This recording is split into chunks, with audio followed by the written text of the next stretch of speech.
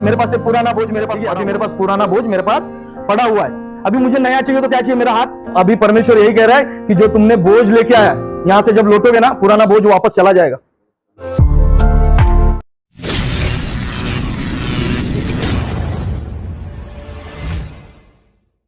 हमारा बोझ और प्रेम बहुत जानना बहुत जरूरी है।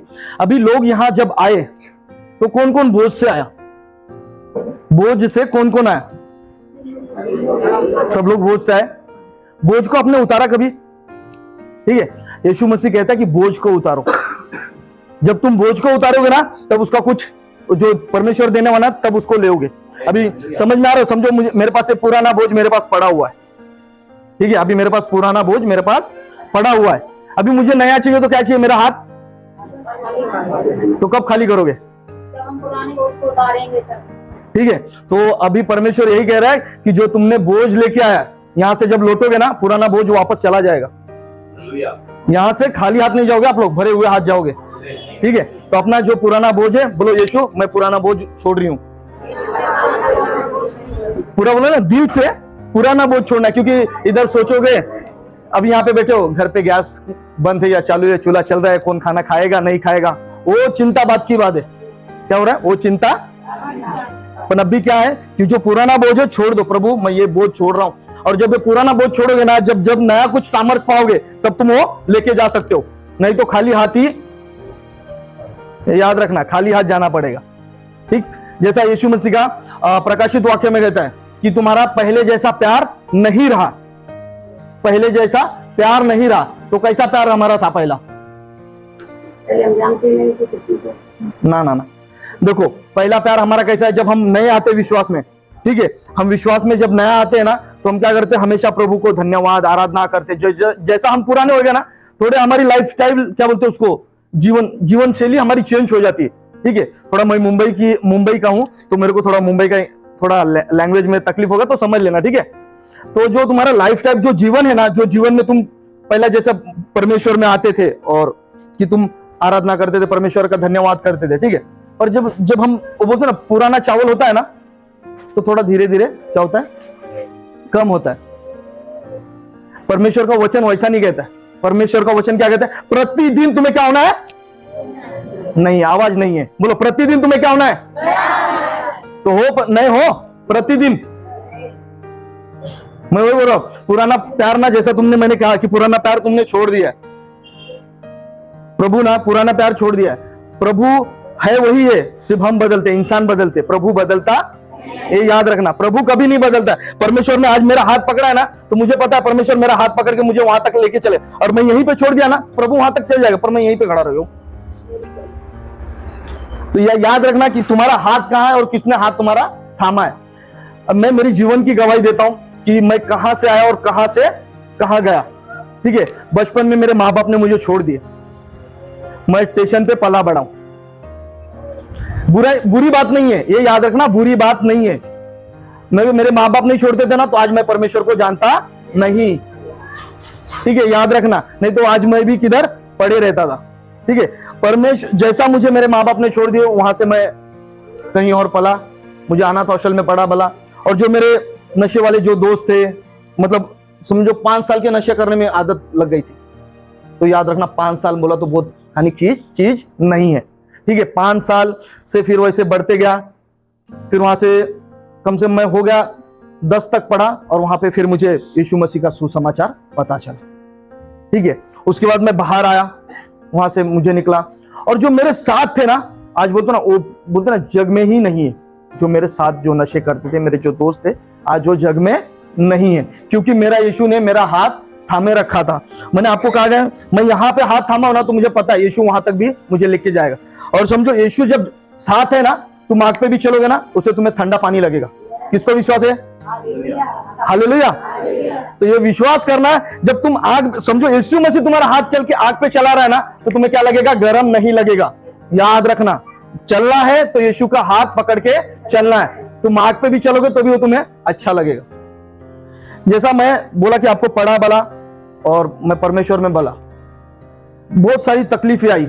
मेरे बोले ना, मेरे जो दोस्त लोग थे वो मतलब ये पृथ्वी पे नहीं है, मर गए, पर आज परमेश्वर ने मुझे जिंदा रखा। और परमेश्वर मैं अच्छे से लिखा पढ़ा, मुंबई में ही मेरी ग्रेजुएशन हुई, मैं बाइबल कॉलेज गया, बाइबल में ही पढ़ा, और मेरे को परमेश्वर को जानने की ना बहुत उत्सुकता थी, मतलब बहुत ना इंटरेस्ट था मुझे कि परमेश्वर है क्या चीज, परमेश्वर है क्या चीज। मैंने अपना 3 साल जो मतलब 1 साल पढ़ाई और 1 साल मैंने ऐसा छोड़ के सब केरला चले गए, और मेरी पढ़ाई चल रही थी। तब मैंने सब बोलते ना वो प्यार के लिए, तुम बोलते ना पहला प्यार तुम्हारा कैसा होना चाहिए तुमको पता होना चाहिए, मैंने सब पहले प्यार के लिए ना सब अपना छोड़ दिया, पढ़ाई वगैरह जो मैं कर रहा था, ITI कर रहा था, ITI उस वक्त छोड़ दिया और मैं चले गया केरला।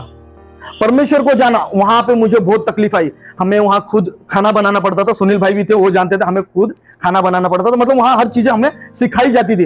जैसे बोलते ना लोहा बोलते सोना जैसे भट्टी से गुजरता है ना, तो क्या होता है प्योर सोना बन जाता है, 24 कैरेट का उसको गोल्ड बोलते। तो वैसे वहां पे जो कुकर रहता है, जो 16 लीटर का कुकर फूट गया था और मेरे ऊपर पूरा गर्म पानी उसका फट गया था और बहुत फोड़े आ गए थे मेरे।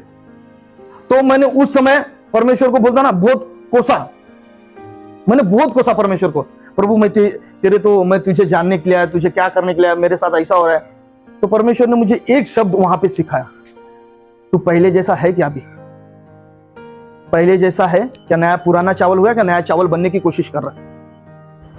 तो मैं वही कहना चाहता हूं अजीजों, आज तुम नया, प्रतिदिन तुम्हें क्या होना है? नया बनना है प्रतिदिन। परमेश्वर ऐसा नहीं बोलता कि सब पुराने ही है, वचन में लिखा है कि प्रतिदिन तुम्हें नया बनना है, पुराना जीवन छोड़ना है। मैंने क्या बोला, जो पुराना जीवन है ना, जब तक छोड़ोगे नहीं ना तब तक नया जीवन पाओगे।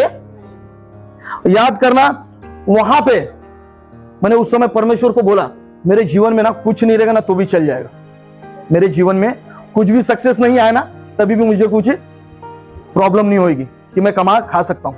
और आज बोलता हूं मैं गवर्नमेंट जॉब करता हूं, मैं सरकारी नौकरी में लगा। तो याद रखना, मैंने किसका हाथ थामा था और परमेश्वर कहां लेके गया मुझे। और जो मेरे साथ थे ना आज वो है भी नहीं। मैं आज बोल रहा हूं कि आज मैं सरकारी नौकरी कर रहा हूं, मेरी बोलते ना वो मुझे मेरे सोचने से भी परे था, मेरे सोचने से ही परे था। पर आप लोगों को क्या पुराना अपना चावल पुराना बनना चाह रहे हो या नया बनना चाह रहे हो? ठीक है, तो मैं अभी आत्मा में बातें कहूंगा, क्योंकि देखो जो अभी हमारी आत्मा है ना, जब हम यहां लिखेंगे ना वही स्वर्ग में लिखा जाएगा। नहीं समझ में आ रहा है? समझो ये मेरे ऑफिस में हम लोग जब काम करते हैं ना तो एक पेज पे लिखते हैं, ये पेज पे लिखते हैं तो यहाँ पे कार्बन रखते हैं, और यहां लिखेंगे ना तो यहाँ छप जाता है। क्या होता है? यहां लिखेंगे तो वहां पे छप जाता है। तो ये याद रखना, तुम यहां क्या लिख रहे हो ना वहां पे परमेश्वर तुम्हारा प्रिंट लेके जाएगा। ये प्रिंट क्या है कि समझो अभी तुमने किसी के बारे में अभी से बुरा सोच के रखा है और उसे क्षमा भी नहीं कर रहे हो, तो उधर वो छपा रहेगा, तुम उसको मिटा नहीं सकते हो। मिटाना सिर्फ काम किसका है? यीशु मसीह का काम है। वो है यीशु मसीह का प्रेम। प्रेम को जानना बहुत जरूरी है। प्रेम, मैं बोलूंगा ना, प्रेम क्या चीज है? हमारे पापों को ढांपता है, मतलब उसे छुपाता है, वो यीशु मसीह का प्रेम है। प्रेम है, ईर्ष्या है। यहां से मैंने कहा क्या बोला, आपको क्या लेके जाना है? पुराना तो छोड़ के जाना ही है। जिसको छोड़ के जाना है वो बोलो हालेलुया, और जो नए लेके जाना है बोले हालेलुया। ठीक है, तो आप क्या लेके जाना चाहते हो? ठीक है, आपके ऊपर। मैं ये नहीं बोल रहा हूं कि क्या लाना है क्या पाना है। देखो जब आप लेके जाओगे ना आपकी भलाई है। हम आए हैं, कल या परसों चले जाएंगे, हमें तो लेके जाना कुछ नहीं। हम भी कल आज कमा के खा रहे, कल भी कल कमा के खाएंगे। पर तुम्हें क्या है कि तुम्हें परमेश्वर के वचन में बढ़ना जरूरी है। उस समय अभी मैं यहाँ पे हूं तो मेरे आत्मा में परमेश्वर को वहां पे लिख गया कि बाबा ये आया था, यहाँ बता के गया। पर अभी लेना नहीं लेना ये आपकी बात है। लोगे तो आपका धन्य है, नहीं लोगे तो भी आपका ही धन्य है, क्योंकि आशीष आपको मिलने वाली है। और लेके नहीं जाओगे तो बुरा तो मेरा होने वाला, क्योंकि परमेश्वर मुझे तो लेके चलने वाला है। ठीक है, जैसा मैंने कहा कि प्रेम क्या है, असली में हमारा प्यार ना भरोसा है। भरोसा, अभी चर्च में हम जब आते, ठीक है, समझो यहाँ पे 10-12 है, भरोसा क्या होता है? हम समझो भैया ने मुझ पे कुछ काम सौंप दिया, वो उन्होंने क्या सोच के सौंपा रहेगा? भरोसा सोच। ठीक है, परमेश्वर ने जिसको समझो बोझ दिया है, क्या सोच के दिया? भरोसा। पहला एक में के आसपास पे भी भरोसा होना बहुत जरूरी है। अभी मैं देखे रिश्ते में ना भरोसे नहीं रहते, रिश्ते में भरोसे नहीं। मुंबई में तो ये चीजें होती रहती, ठीक है, मुंबई में ये चीजें होती रहती, क्योंकि मैं वहां की लाइफस्टाइल मतलब वो जी रहा हूं, तो मुझे पता है कि सोशल मीडिया क्या है, ये भी पता है। तो आपके समझो आप हस्बैंड वाइफ है, तो आप एक के ऊपर भरोसा होना बहुत जरूरी है, ठीक है। गलत होता है कुछ और कुछ बुरी बात नहीं, पर अपने भरोसे को कायम रखना बहुत जरूरी। दूसरी बात है, हमेशा दूसरे के बारे में सोचना, हमेशा दूसरे के बारे में सोचना। अभी जब मैंने क्या कहा कि जो मेरे साथ थे, मैंने उनके बारे में ना आज भी पश्चाताप करता हूं। कभी कभी परमेश्वर को बोलता हूं कि मेरे पास उस वक्त वचन क्यों नहीं है, क्योंकि मेरे साथ मेरे दोस्त लोग भी बच सकते थे। आपके पास बोझ होना बहुत जरूरी है। क्या मैंने बोला, देखो आप तो आ गए, आपके रिश्तेदार तो रहेंगे ना, क्या उनके लिए आपके पास बोझ है बोझ? मुझे तो लगता नहीं बोझ है। हाँ, आपके रिश्तेदार या कोई भी हो ना, उनके लिए बोझ होना जरूरी है। उनके आपके डायरी में या उनके लिए प्रार्थना लिखना बहुत जरूरी है। देखो परमेश्वर ना, जब हम स्वर्ग जाएंगे ना, परमेश्वर हमसे उनके बारे में पूछेगा कि तूने क्या किया पृथ्वी पर, क्या बांधा और क्या खोला। तो तुम क्या बोलोगे? सिर्फ चर्च में जाते थे, हालेलुया किया और चले आए। परमेश्वर बोला फिर भाई तेरी यहाँ मेरे यहाँ बराबरी नहीं है, तू साइड में चल जा। परमेश्वर ने, जैसा सुनील भैया ने क्या कहा कि वो बोलता है ना कि परमेश्वर काबिल बनाता है, काबिल बनने के लिए करो। तुम किसके लिए कर रहे हो वो याद रखना है। और तीसरी बात है, असली प्यार कभी बदलता नहीं। मैंने पहले बोला पुराना चावल ना छोड़ दो। अपना जैसा पहले मैंने बोला, जैसा तुम स्टार्टिंग में परमेश्वर के बोलते ना जीवन में थे और जैसे बढ़ रहे थे, आज भी वैसा बढ़ने के लिए सोचो। भजन संहिता में लिखा है, दाऊद ना किसके समान था मालूम है? परमेश्वर के करीब रहता था, परमेश्वर के हमेशा करीब रहता था। जैसा उसके बारे में पढ़ोगे, पुराना जब होते गया ना, तो थोड़ा परमेश्वर से वो क्या होगा, दूर होते गया। क्या होते हो गया? दूर होते हो। तो वैसा तुम्हें क्या करना है कि परमेश्वर के करीब होना बहुत जरूरी है। मैं बोला ना पुराना चावल ना, कोई बोलता है अरे तू तो बहुत पुराना चावल है। मैं बोलता भाई मैं नया ही हूं, अभी नया और बनने की कोशिश कर रहा हूं। क्योंकि तुम जितना नया बनोगे ना, उतना बोलते ना उसमें टेस्ट आता है। बोलते ना कि जितना नया चावल रहेगा ना, उतना उसमें, हमारे मुंबई में बासमती चावल होता है, वो जितना नया रहेगा ना, उसमें जब पकाओगे ना तो उसमें खुशबू आती, पकती है ना तो उसकी खुशबू आती। जितना नया चावल रहेगा उसमें खुशबू आती, क्योंकि पुराना रहेगा ना वो खुशबू सब चला जाता है, ठीक है। तो तुम्हें सोचना है कि तुम पुराने हो या नए। मैं ये बोलना चाहता हूं कि तुम्हारे जो भी रिश्तेदार है, तुम्हारे उनके प्रति बोझ होना बहुत जरूरी। तुम्हारा जो प्यार है परमेश्वर का, जो मैंने पहले कहा कि जो पहला प्यार है ना, वो कभी मत छोड़ना। मैं ये हिंदू बोलते ना, दुनिया की रीत का प्यार नहीं बोल रहा हूं। दुनिया ना छोड़ के, बोलते ना दोगले इंसान ना, दोगले कोई मानता है? इंसान दोगले बोलते ना, अब बीच रास्ते में छोड़ के चले जाएंगे, पर जब यीशु मसीह रहेगा ना, तुम्हें सही बोलते ना वहां तक लेके जाएगा।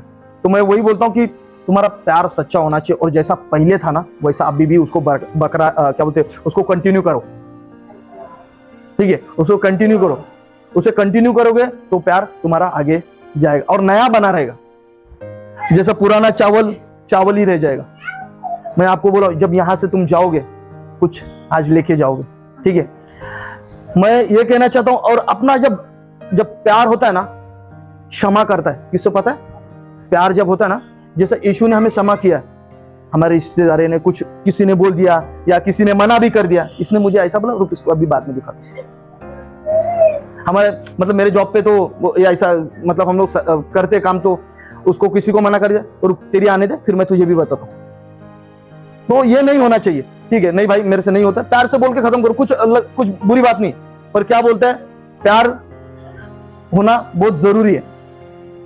जैसे तुम यहां से जाओगे, पुरानी आदतें छोड़ो, ठीक है। पुरानी आदतें, कोई बोलता है कि भैया मुझसे ना पुरानी आदतें छुट्टी नहीं, पुरानी आदतें छुट्टी नहीं।